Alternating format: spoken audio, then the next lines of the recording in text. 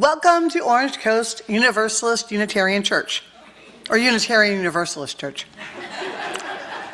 My name is Jolynn, and I am your worship associate today, and I have new teeth and a new lisp and a new speech impediment.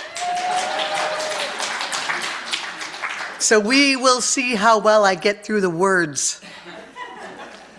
I am joined by our minister, Reverend Sian Wiltshire. Also here today are Steve Morihiro and Susan Shaw, our co-directors of music, and Danielle Lewis, our director of religious education for children and youth. We are all welcoming you here this morning. Some of you have been coming here for decades, some for days. Some are new faces for us to all get to know, and some today are new members of the church. However you happened upon us this fine day, we are glad that you are here. I want to extend a special welcome to visitors. If you're seeking a spiritual home, we hope that you will find it here. We are a community of many different identities and beliefs. I think. We are bound together not by dogmas or beliefs or creeds or fears, but rather a covenant to create a welcoming, inclusive, and loving community. We need not think alike to love alike. I am so glad to see you, all of my chosen friends, on this beautiful, beautiful day, and I look forward to seeing more of you later, and I am very thankful from the bottom of my heart that you are all in my lives. The new people, the old people, the very old people, the very young people. In the spirit of building this community, let's recognize the many volunteers who have helped to put this service together today. Thank you to the village. Roomers, we invite you to silence your cell phones. We invite you to silence your cell phones. And speaking of which, I don't think I did. And Zoomers, we invite you to say hello in the chat. As we worship today, let us acknowledge that our church property rests on the sacred ancestral homelands of the Hachiman and Tongva peoples who seek justice and responsible stewardship. We begin our worship with the lighting of our chalice. And as I light our chalice, let us say our unison affirmation together. Love is the spirit of the church, and service is its law. To dwell together in peace, to seek truth in love, and to help one another. This we affirm together. Please rise in body or spirit and join us in singing our opening song with Phil Chipman.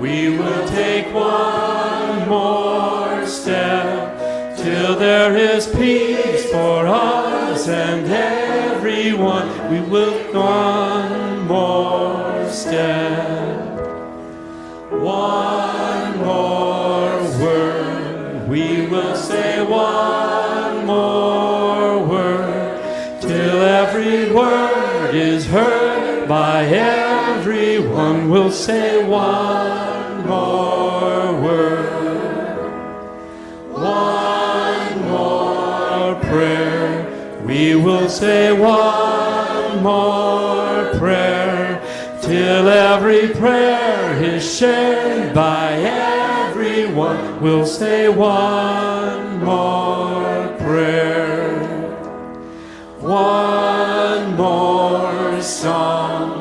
We will sing one more song till every song is sung by everyone. We'll sing one more song.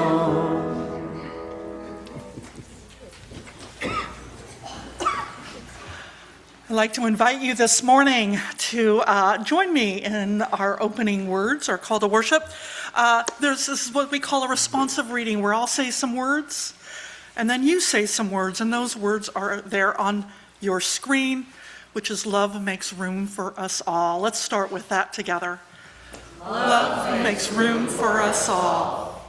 Somewhere in Orange County tonight, someone will eat dinner alone, and the silence in their apartment has started to feel like the loudest thing they have ever heard. Love makes room for us all. Somewhere, someone is done with religion, burned by judgment, exhausted by certainty, allergic to dogma, and done with being told what to believe and who to be. Love makes room for us all. Somewhere, someone has been told that their love is wrong, their family does not count, their accent makes them suspect, their existence makes someone uncomfortable, and they're wondering, is there anywhere I can belong?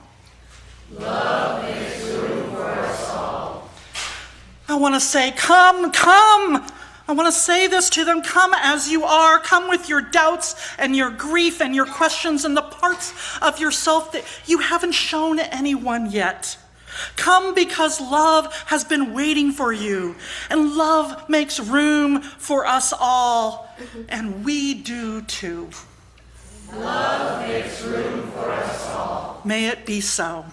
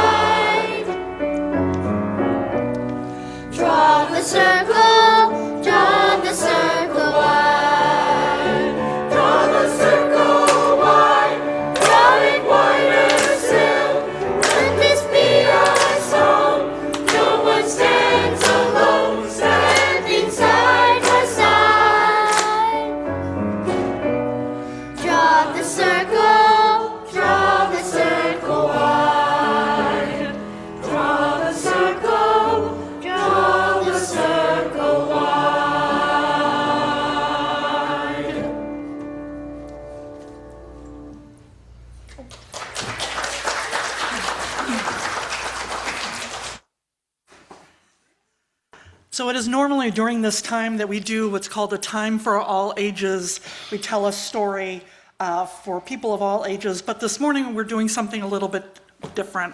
We are celebrating our newest members, and there's a lot of them. But before I invite them forward, I just want to say something to you all, that every person that has joined our church has had a moment, right? A gnawing, a hunch, a quiet pull that led them to walk through our doors for whatever reason. And maybe they became really curious and maybe they became a little skeptical too, but they found something here worth staying for. And that's not an accident. That's you.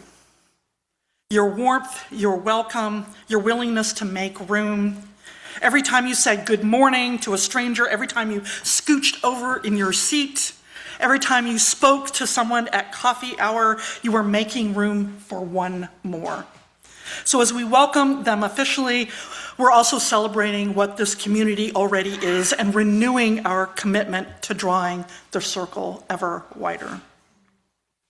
So I'd like to invite the co-chairs of our membership and friends team, that is Melanie Malavia and Meg Wilson, and the president of our board of trustees, Kathleen McFarland, to come forward.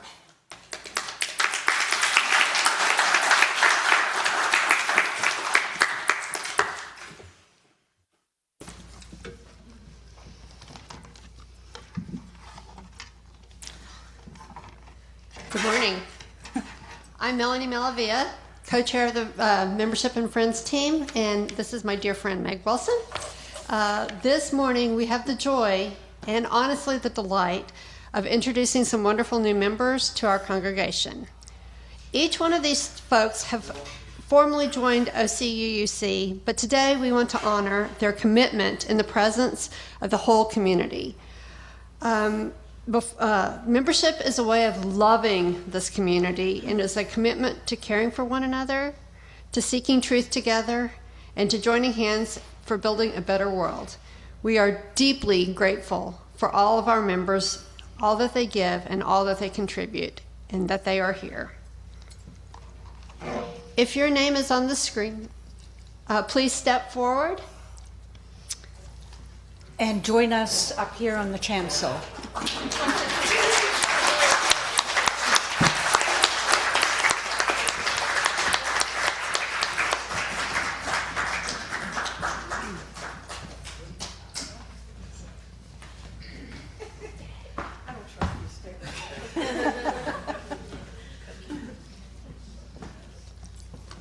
Wow, we can barely fit them. This is cool. And that's not even all of them. Okay, good morning. I'm Meg Wilson, and I'm co-chair with my lovely friend here, Melanie. And as we said, if there's anybody else who would like to step up and your name is, then please join us. So to begin with, I would like to honor Jared, Lauren, and Robert Wallace. There they are.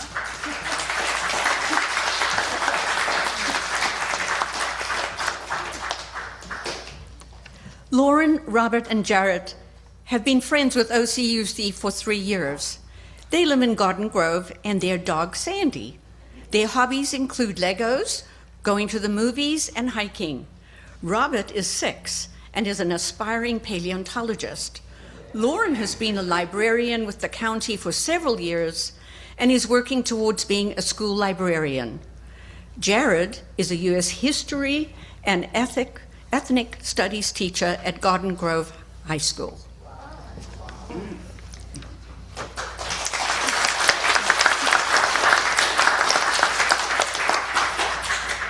Charles Main, would you step forward?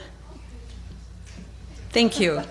Charles lives in Irvine with his partner and a little chihuahua. He enjoys long walks while listening to podcasts and audiobooks. He also enjoys practicing Spanish and just started a beginner Italian class at Santa Ana College. He has been a member of OCUUC for a couple of months now, but he was a regular visitor at UU Church in Tallahassee, Florida, before moving to California in 2015.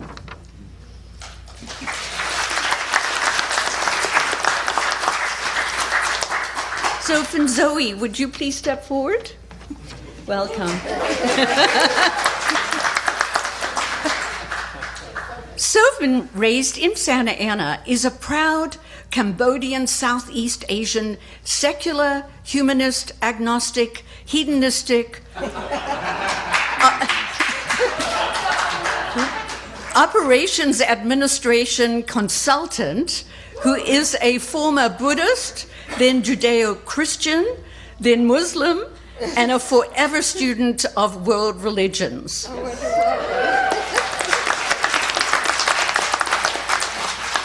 She enjoys reading, writing, the performing arts, and is an alto in our choir. She enjoys long walks with the family pug Minerva. She is happy to have come to us from the UU Fellowship in Central Oregon and has been part of the UU since 2024. Soph and Zoe would like to share that she is so grateful to be able to practice love within the OCUUC community.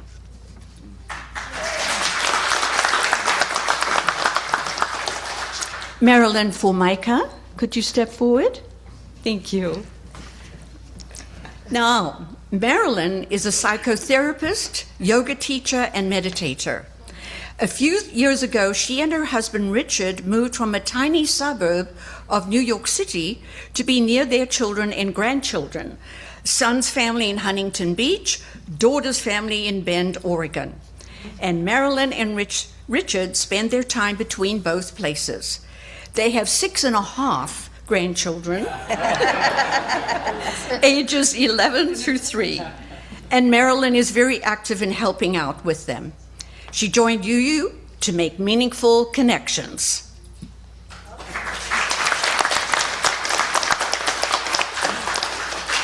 Michael Moncrief, would you step forward? Thank you. Michael first moved to Huntington Beach in 1972. While he spent some years living in other Orange County cities, he's been living in Huntington Beach for the last 37 years. Michael likes international travel and appreciates the opportunities he's already had. As a teenager, he was very active in Unitarian youth groups. Now, playing bridge has been one of his recent social activities. Recently, he joined this church and then the choir, appreciating both the spiritual and social community that it offers. Thank you. So I just want to say a couple of things. So we don't have biographies for everybody. So I just want to point out that we have, next to Meg is Linda, and then we have Phil, and you met Michael, and then we have Marilyn, and we had Soap and Zoe, and we have Emma, and we have Tony, and we have Ernesto. I have to turn this way. You guys met Jared and Lauren, and then we've got Charles and Marilyn and Joel. Joel. I just got to pronounce it correctly. So I just want to make sure you all know everybody's name up here. So Every time we welcome new people into the life of this church, we become something new. As new members bring their gifts, their stories, and their presence, we grow and we are nurtured. On behalf of this congregation, I want to say we are so glad you're here and a part of this beloved community.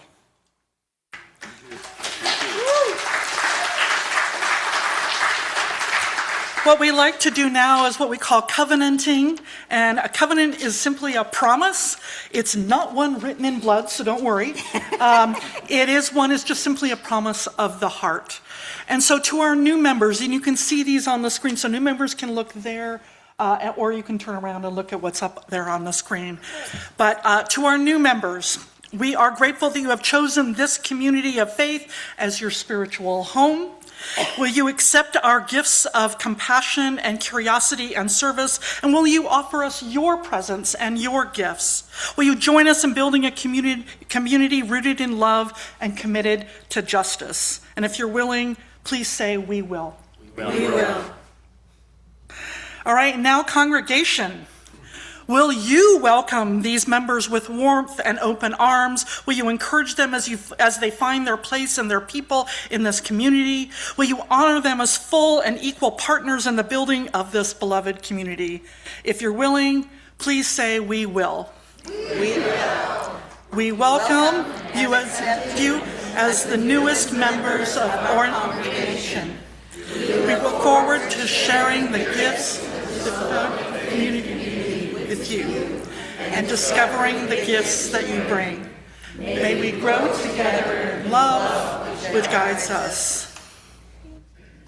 Let us join now in affirming our church covenant, the promise we make to ourselves and to each other every week, the thread that holds us together across all our beautiful differences of belief and understanding. Love is the spirit of this church, and service is its law, to dwell together in peace, to seek truth in love, and to help one another. This we affirm together. So I'm going to invite Danielle Lewis, who's hiding over here, up here to light our children's chalice. And as we do, as we sing our new members back to their seats and our children off to the religious exploration classes.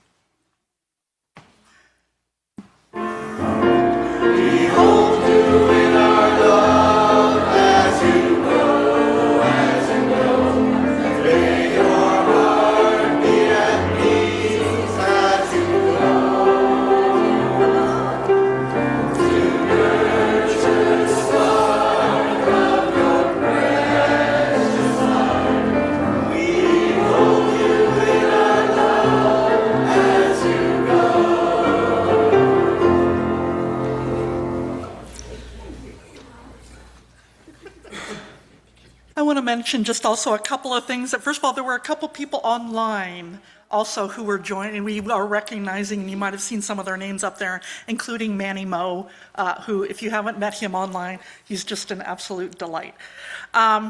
So I also just want to mention, we have a lot of friends in this community, people who are so dedicated to being a part of it, but just, they're not into membership, and that's okay. We love everybody.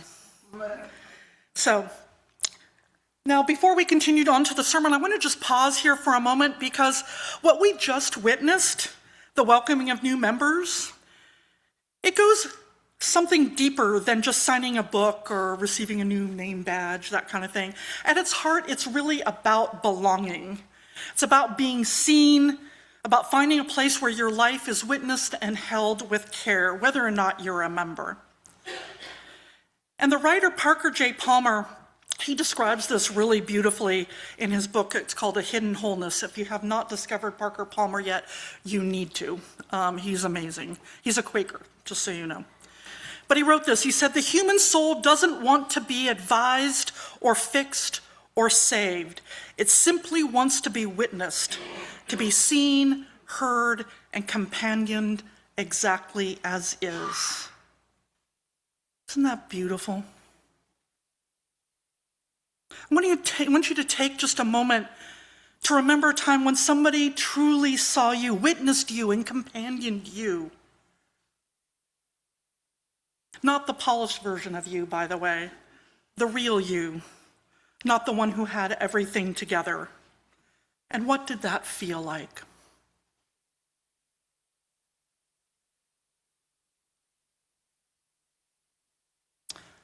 I invite you throughout the service to remember that feeling. And when you're ready, please join Amy in singing. We shall be known by the company we keep, by the ones who circle round to tend these fires. We shall be known by the ones who sow and reap the seeds of change alive from deep within the earth. It is time now. It is time now that we thrive. It is time we lead ourselves into the well. It is time now. And what a time to be alive. In this great turning we shall learn to lead in love. In this great turning we shall learn to lead in love.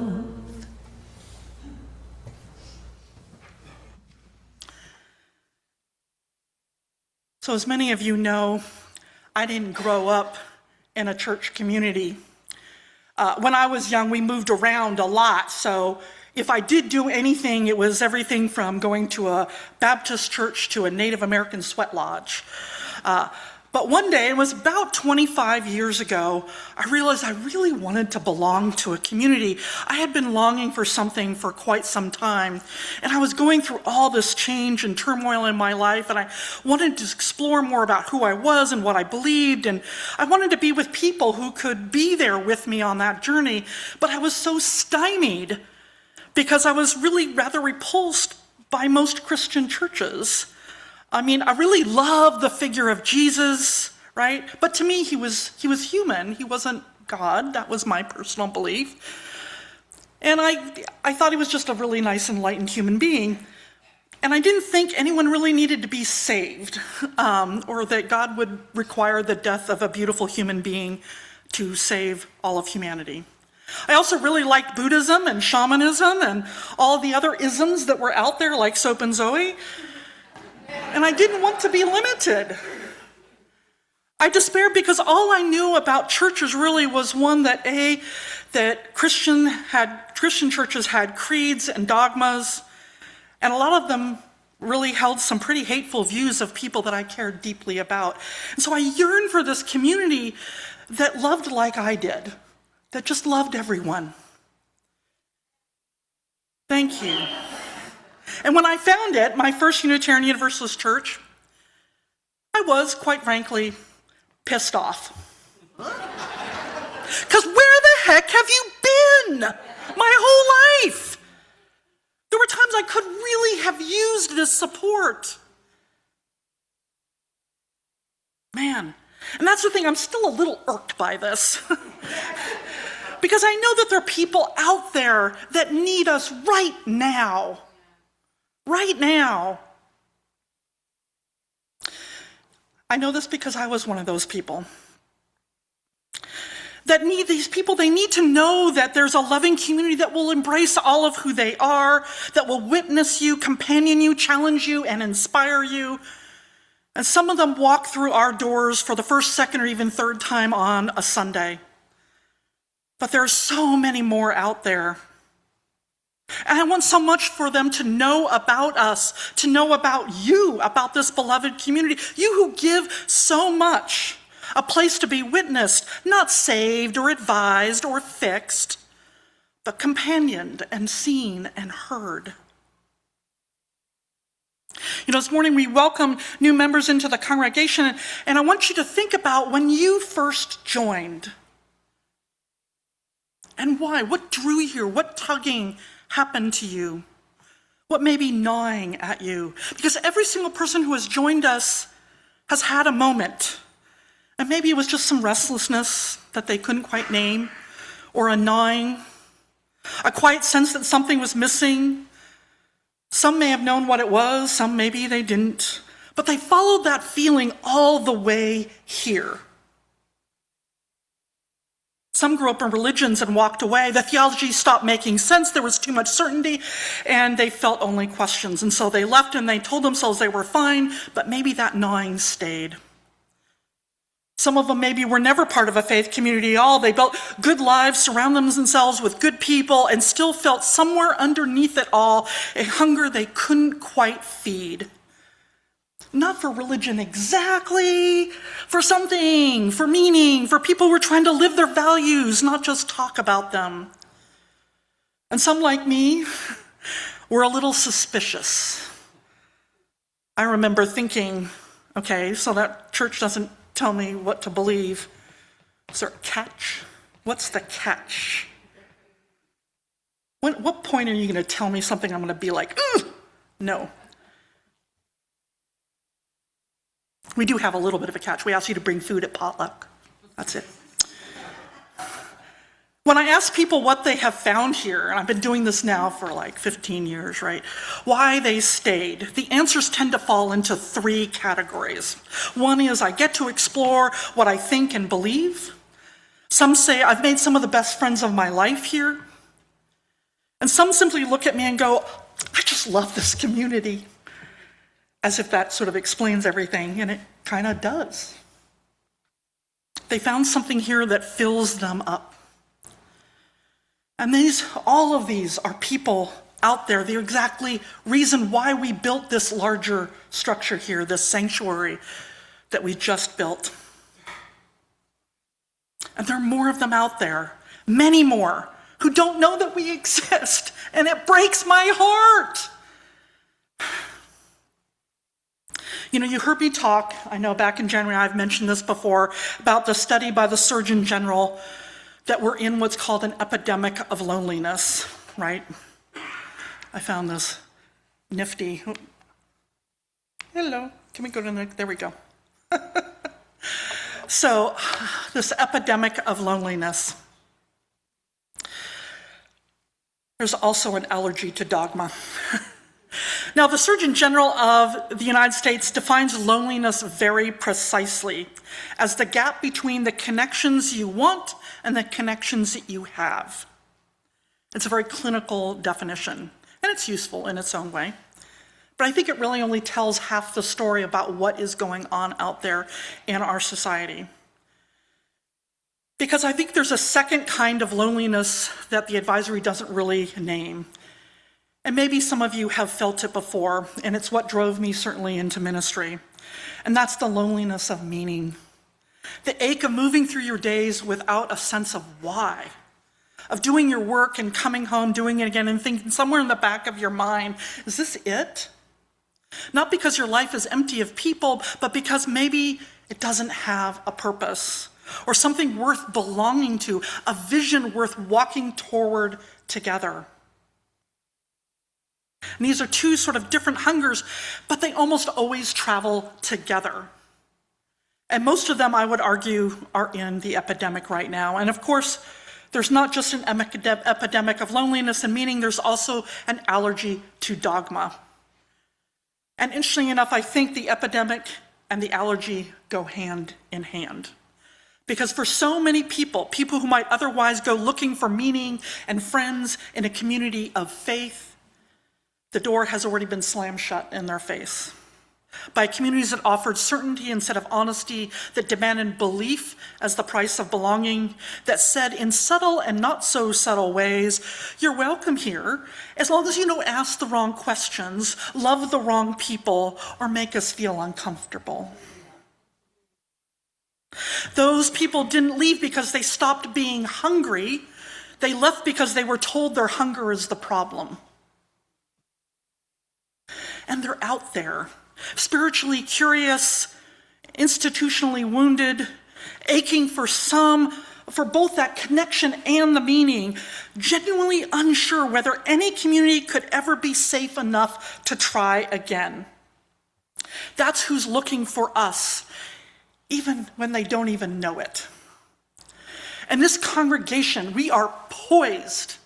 It's called a kairos moment. Chronos moment means it is just time. Kairos moments means that this is the right time. We are positioned to be a remedy for all of it.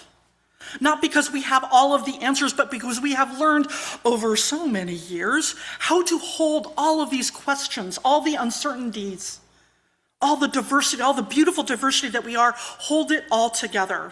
How to offer belonging without demanding belief. How to be a community where the hunger for meaning is not a liability, is the very thing that we gather around.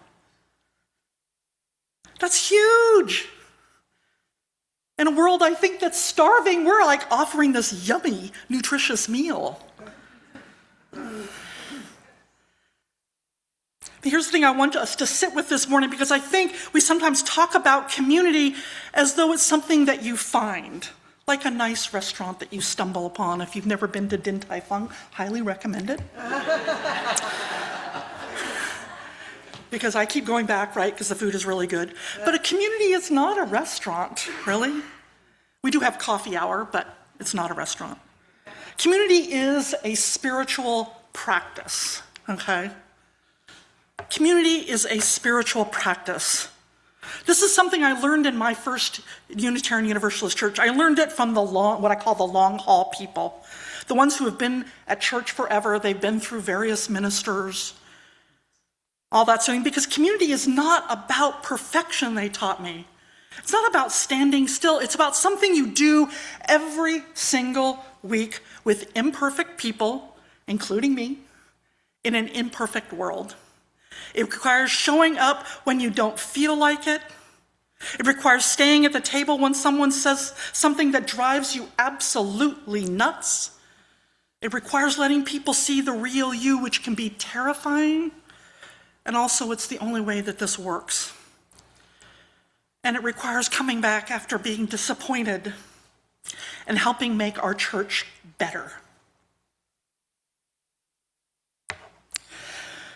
Some of you may know this guy, Dietrich Bonhoeffer.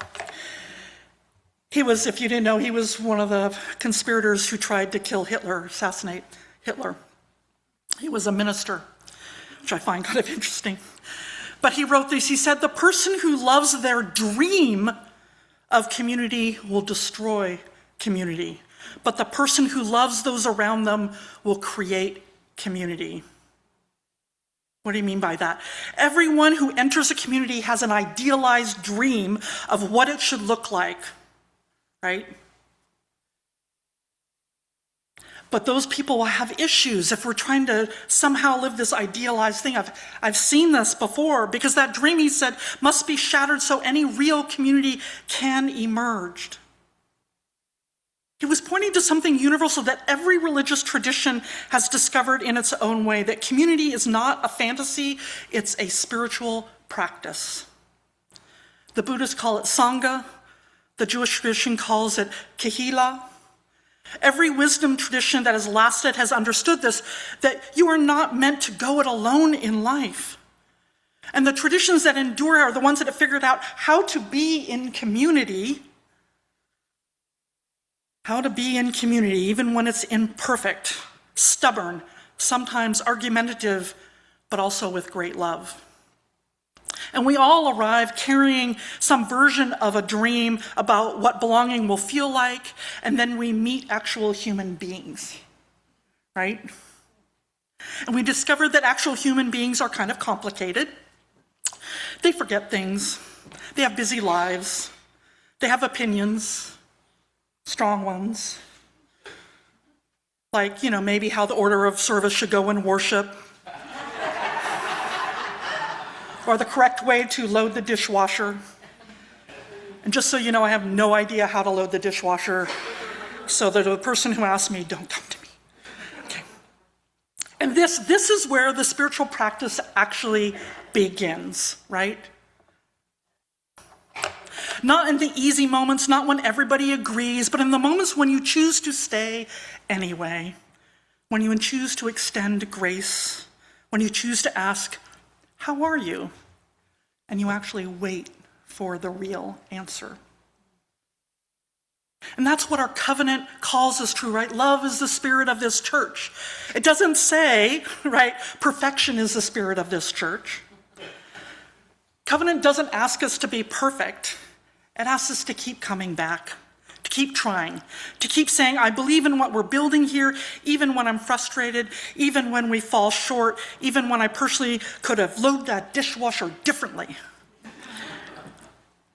And here's the beautiful, humbling, slightly inconvenient truth about all of this. It requires everyone. Not just the people who've been here 30 years, not the committee chairs and the board members and the people who know where everything is kept, all of us. The ones that are brand new, still figuring out where the bathrooms are, the ones who show up every week, and the ones who show up when they can. The ones who are full of energy, and the ones who are running on empty and showing up anyways because they love this community and it helps get them through. Every single one of us are part of what makes this place work. And every single one of you, by being here, is doing something revolutionary in a world that has largely forgotten how to be in community at all. You show up. Which brings me naturally to when I ask you for money. If you're uncomfortable, think how I feel. Okay, no. Today we are launching our annual pledge drive, okay? For those who are new to Unitarian Universalist churches, this is how we sustain all of this, right? The programs, the staff, the care infrastructure, the pathways that help people find us and stay with us, the structures that let this community keep deepening and growing. So we ask people basically to make a pledge for the next 12 months, either a monthly amount or an annual amount. It goes from July to June. So we start the pledge drive now because it always takes people time to figure out what they want to do sometimes. And then we build our budget based on that. So we build our budget off for whatever it is that your generous donation is, whatever it is. So, we are in these very exciting times. I like to call them exciting. What's the Chinese thing? May you be blessed to live in interesting times, or cursed. We are moving intentionally and thoughtfully from a congregation of 160 toward a congregation of 300 plus. Yeah. And that transition requires investment. Right? It requires all of us to say, okay, I believe in this and I'm ready for the next chapter of this church. And your pledge, whatever it is, and no, we don't tell people what to pledge. I say pledge until it gives you joy. If you want to know what the average pledge is, I think it's around $1,200 a year, something like that. Some people give more, some people give less. So that's something that you can make that decision for yourself. But I believe that, when we pledge, it's an act of covenant that says, I'm part of this.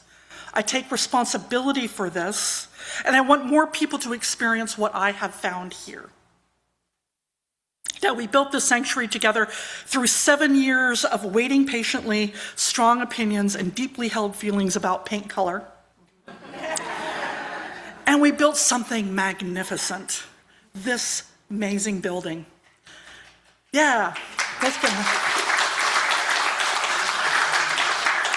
And we did it because we believed in it.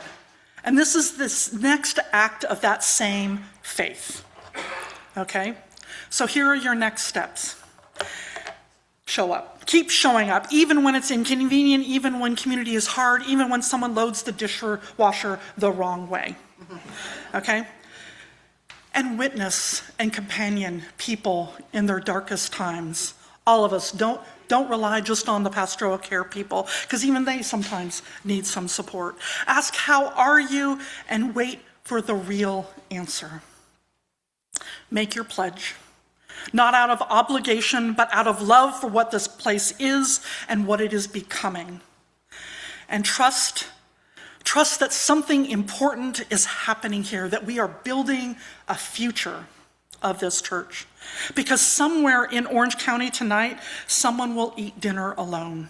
Someone will be wondering if there's a place left in the world where they can bring their whole self. Someone will be quietly aching for both meaning and friendship and will have absolutely no idea that a community like this exists. And our job, our beautiful, sacred job, is to build that kind of place where they can find that. A place where love is not conditional, where questions are welcome, where no one has to pretend certainty, where people practice the hard and holy, loving work of community together.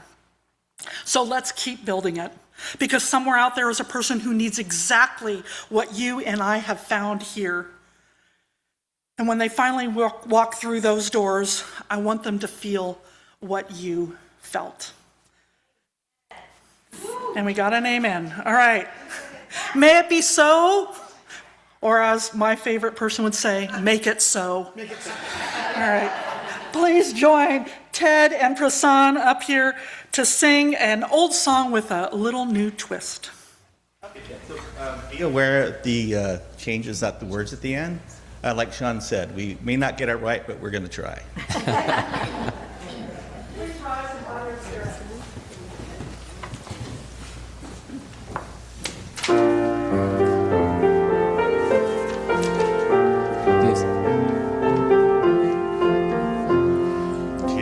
Gift to be simple, 'tis a gift to be free, 'tis a gift to come down where we ought to be.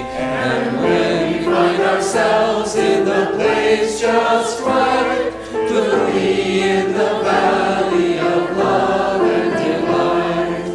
When true simplicity is gained, to bow and to bend we shan't be ashamed. To turn will be our delight, till by turning we come round right. 'Tis a gift to be giving, 'tis a gift to belong, 'tis a gift when we offer heart and hands in song. In this circle of welcome, something to bring, a new vision, a pledge, and the joy that we sing.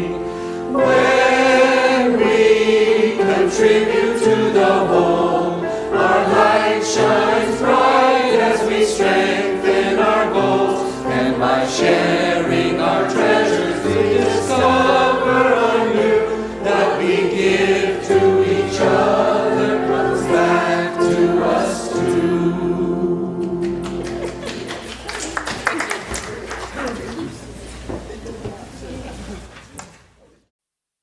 Unitarian Universalist congregations are fully self-supporting, meaning that members and friends raise all the funds for the operating budget, ministries, and programs of the church. We are ever grateful for your gifts of time, treasure, and talent. OCUUC amplifies that spirit of generosity by sharing half the plate we receive with an organization that shares our values. This month we are partnering with Community Action Partnership of Orange County. This group has been in Orange County for 60 years, not a new one. And something that I noticed about them, well, okay, they do a lot of things. It's not just one element. It's not just a food pantry. It's not just helping kids. It's not just helping finding housing. They do a whole lot of outreach. And what's interesting is that in May, they're going to be hosting a fundraiser called Ease On Down the Yellow Brick Road, something along those lines. And it's, I love that because I'm teaching that show to my kids right now. So, Wizard of Oz. And so it's, if you are interested in participating with this group beyond our plate contribution, check out their website, and in May they're having this lovely event. It's going to be Cocktails on the Yellow Brick Road. So I'm there. There are multiple ways in which you can support the church and this organization. You can mail a check, you could go through our website, or use an app called Vanco Mobile. If you are a roomer, you can also simply use the basket as it's passed. The choice is yours. All the information is on our website should you need it. As always, thank you for your generosity.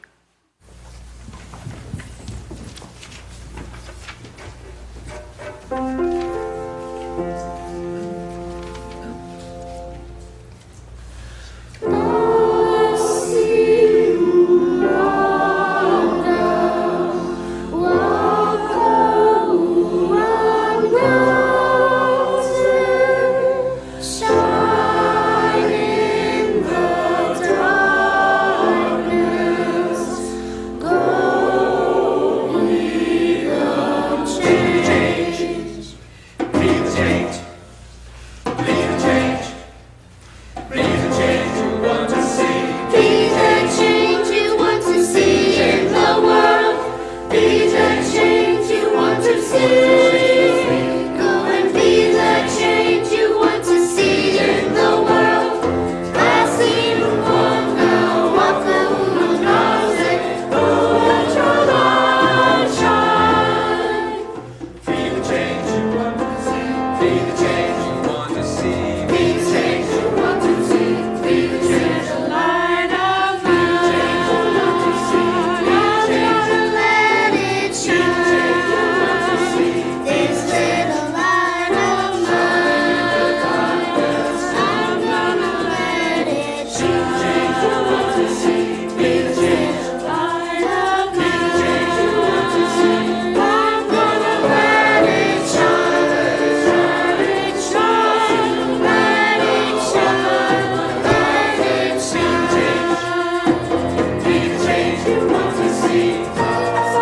in the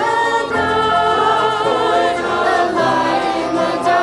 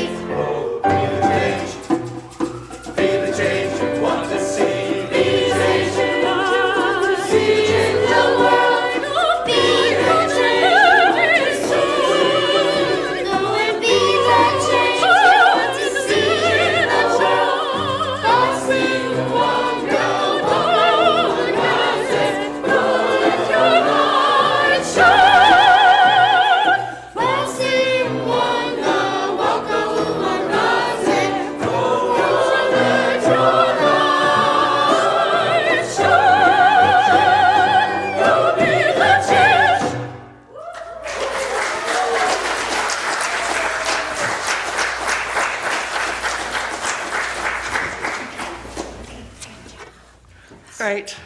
Well, because we are launching our pledge drive today, I'd like to invite Jamie Pendarvis. She is the chair of our finance committee and running this pledge drive this year, and she is going to tell you all about it.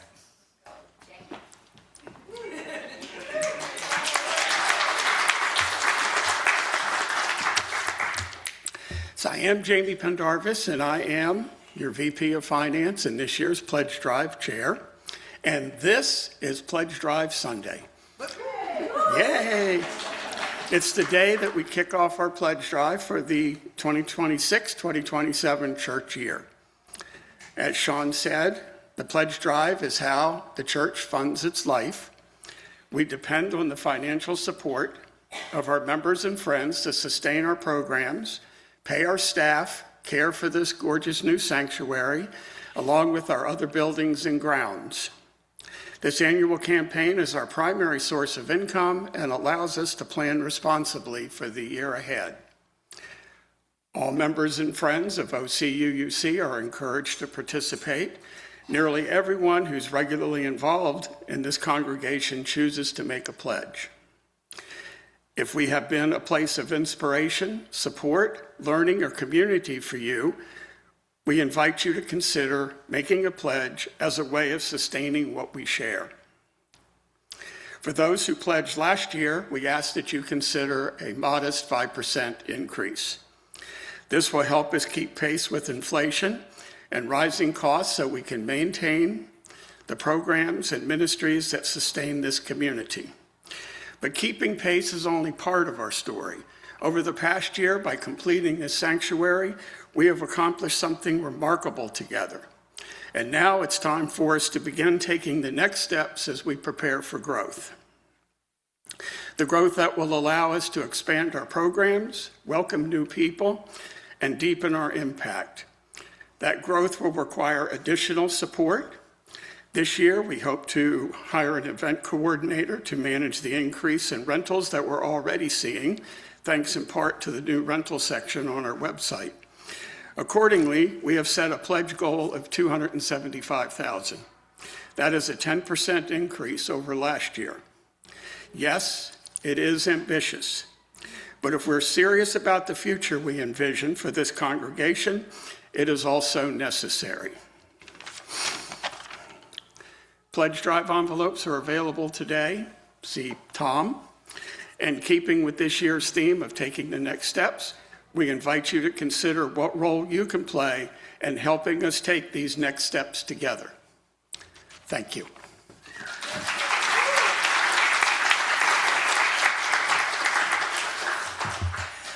And I want to say for our Zoomers, if you go to our website, there is a link for pledging there as well. So that's how I do it. Honestly, it's very easy. I think last time I did it during a board meeting. Because I think Kathleen said, so did everybody pledge? And I'm like, yes, I did. All right, well, now is that time when we honor the important events and people in our lives, and you're invited, one and all, whether you're a member, a friend, visitor, or you're roomer or Zoomer, to participate in this weekly ritual that we call Joys and Sorrows. So I'd like to invite Lori Kluge up here. She's one of our pastoral care team members. Yeah, let's give Lori a big hand.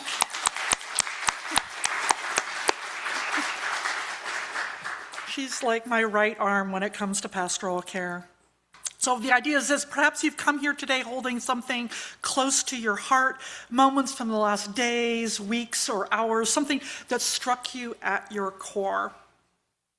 If you'd like to honor that, you're invited to come forward and light a candle.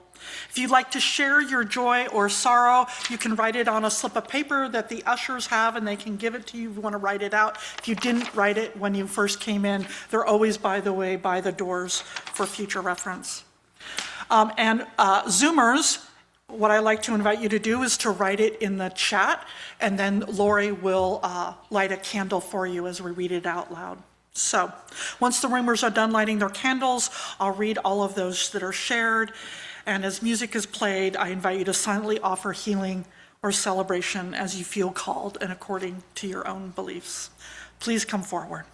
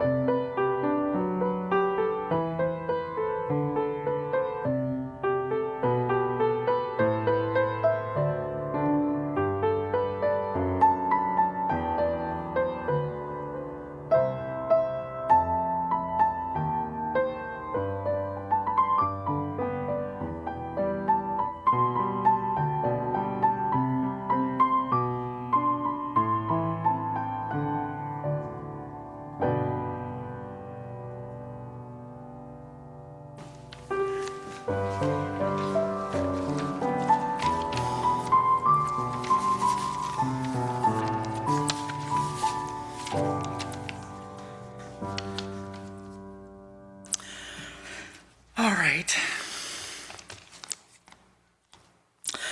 I'm going to read those in person here, and then we'll light the ones online. So Jolynn lit a candle of joy for all of your amazing support for Chance, that's her son's, jazz band concert on Wednesday. If you weren't here, it was so awesome.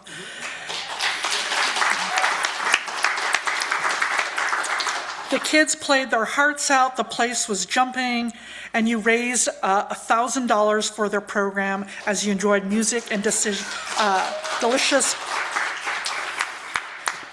pastries. Oh my gosh, they were really good. Yeah, it was so cool. They filled up this whole stage and then some, and the sound was unbelievable here. We got to have more concerts here. Yeah. This is a good concert hall. Yeah, this is a very good concert hall. So Jeffrey lit a candle of joy. He said, I'm glad to have a community where I can grow spiritually. Amen.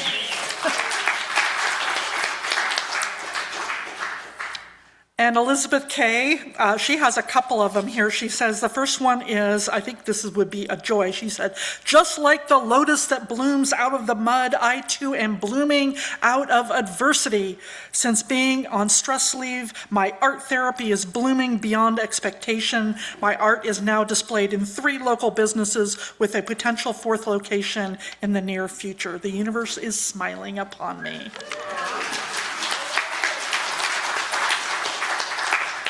She also says, Happy International Women's Day. To all the beautiful women in all shapes, forms, and sizes, you are all loved. Amen. She does offer a little PS. She says, please keep Beth and Jan. If you don't know Beth and Jan, Beth was our former music director and Jan is her wife, and they're living in Mexico. She says, please keep Beth and Jan in your thoughts as they live very close to the cartel activity in Mexico. I have reached out to them and they are okay, but yeah, it was a little bit nerve-wracking there for a bit, and still is. Marilyn F., she lit a candle. Here's a big joy. She says, her son and wife are expecting a baby, and it's born March 2nd. Is that right? May 2nd. In May. Gotcha. Will be born in May. That's the 6.5.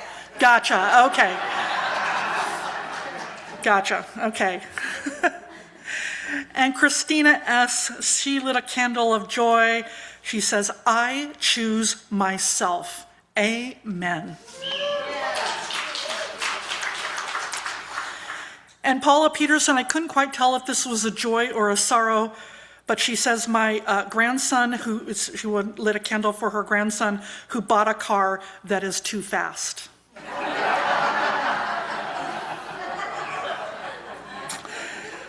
Okay, let's see here. Online, Linda C., she would like a candle lit in gratitude for all the amazing care that she's getting at Hoag Cancer Center. She said the radiation and chemo are going well. Yay. And Lee Marie, my buddy Lee Marie, she said she would like a candle lit. She says, I will be having carotid surgery, artery surgery this coming week, very early Tuesday morning on March 11th. All wishes, good thoughts, and prayers are welcome. My best friend and POA, Rosie, is arriving tonight from Costa Rica, and she will be with me for the next 3 weeks. Isn't that lovely? So please hold Lee Marie in your heart. For those of you who don't know, Lee Marie is also a Unitarian Universalist minister, and she has chosen to be part of this community, which I'm very, very proud of and honored. All right, let us hold and love all the joys and celebrations and all the hurts and sadness, both spoken and silent. Let our joys remind us to be thankful, and our concerns remind us to hope, and our sorrows remind us to connect. Let all these moments remind us that we're not alone. I'd like to invite you to join Lori here in a spirit of prayer or meditation.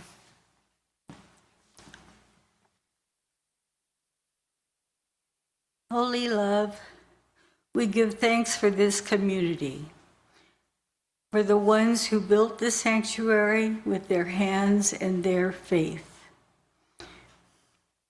for the long haul people who have seen this community through thick and thin, for those we welcome today, and for the ones not yet with us, who are somewhere out there searching, hoping there is still a place for them. Give us the courage to grow.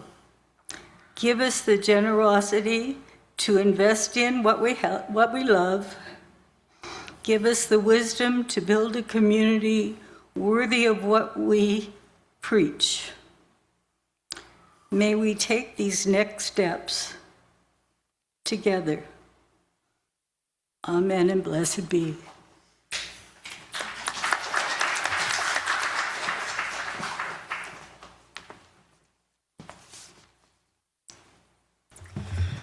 Let us join together as we extinguish the flame of our chalice and say together, We extinguish our chalice, but not the light of truth, the warmth of community, or the fire of commitment. these we carry in our hearts until we are together again. Thank you for joining us this morning. If you are a guest, a visitor, or someone who has not yet been that well known to us, a shining new face that we want to get used to seeing, I invite you to become a part of this beloved community, which is what today is all about. If you'd like to know more about our church, we invite you to either stop by the welcome table right in front of the beautiful doors in the courtyard, or contact us at any one of these wonderful email addresses, or give us a call, or, we can just vibe brain to brain. You can't do that? Okay. We will help you to get connected.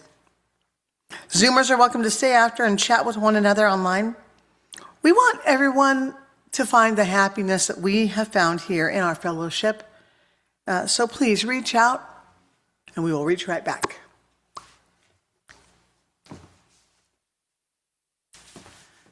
And as always, there are lots of announcements. As a matter of fact, there were so many announcements that I couldn't fit them all onto one slide, so I had to make another slide. But I want to point out to you today a number of different things that are going on today and next week. In particular, we've got this puzzle swap after the service. I brought a lot of puzzles, and I don't want to go back with as many. So if you didn't bring a puzzle, but you like puzzles, go ahead and take one. It's fine. Truly. And there's, let's see here, a whole bunch of other things. The other thing I want to mention is on Saturday, we've got this meditation field trip. They've been planning a group visit to what's called the Nameless Sangha. It's a mindfulness community practicing in the tradition of Thich Nhat Hanh. And it offers this also very welcoming, peaceful space to cultivate mindfulness, compassion, and community. If you heard Amelia talk about it at our meditation service that we did back in January, she's kind of leading this, and so you can reach out to her, and her email is right there. She'd like to know how many people might want to join her. But it's a great way to explore another faith and another spiritual practice, so please reach out to her. The other thing that I want to mention is that I am going to be out of the office. I'm going to Scotland. So yes, everybody knows that, okay, yes, this is my 4th trip to Scotland. I love Scotland. There's something about that place that just feeds my soul. So I am going there, but we've got 2 wonderful speakers who are going to be preaching for the next couple of Sundays. They are favorites of this community. One is Lawrence Ingalls. You guys, yay. You guys love Lawrence. If you didn't know, Lawrence is married to Jason Cook, who is the minister down in Tapestry, our southern congregation, and Lawrence and I go way back. He's a wonderful, wonderful man. But at any rate, and then the other is Reverend Everett Howe. He's the guy who, remember when there was a hurricane that was supposed to come up here a few years back, right? And everybody went online. He's the guy who preached online. So he did a wonderful job, and he's really looking forward to being in the new sanctuary and being with us in person this time. So at any rate, I just want to let you all know that. And of course, also next Sunday, we've got the lunch bunch that is going on. Yes, David. So the lunch bunch is just people who want to gather after church for some lunch, and they're going to be meeting at Mofi Mai. I guess that's how you pronounce it. But it's in that little mall that's kind of back along Mesa Verde Drive. So there'll be more information about that next week. And then, okay, next slide. Thank you. We've got all these other big things coming up. We've got a No Kings Rally. We've got on Wednesday, March 18th, we've got this thing where the Newport Mesa Irvine Interfaith Council is going to be here. They're going to be doing their normally it's a luncheon, but they're actually inviting people to do fasting that day. If you don't know that we're also in the middle of Ramadan, and other traditions that fast as well. And so they're going to be also hosting, someone's going to talk about food insecurity with the OC Rapid Response Network in response to ICE and all of that. So they do invite you to bring some canned food to share as well. And then, of course, there's the Earth Justice Presentation and Lunch, which is going to happen just the week after I get back. And they do need, it is, because it's a lunch, they need to know who's going to come to that. It's going to be after church. It's going to be a panel with people from Earth Justice. I'm going to be there. I hope you'll all be there, but we need to know how many people are going to be there to sign up. And so go to the Environmental Film Festival table. I believe that's where Carol will be, and she will take down your name so that we know exactly how many people are going to be there. Okay, there's a lot going on. Oh my goodness, I love it. I love it. This is amazing and wonderful. And thank you everybody who is pitching into making all of these things happen. There is also the No Kings Rally. We'll be organizing that again if you need to carpool. C. Kelly, our intern, she is organizing that so that when we get back, we can jump into that as well, when I get back at any rate. All right, thank you all for belonging to this beloved community, whether you're a member, friend, or visitor today. I'm very grateful for all of you and all that you bring here to this church. So please let us sing our recessional song. Let us go out and all do our part. Let us go out, bring joy to His heart. Let us go out, with indifference and joy. Let us go out with joy. Let us go out and all do our part. Let us go out, bring joy to His heart. Let us go out, with indifference and joy. Let us go out with joy. Let us go out with joy. Let us go out with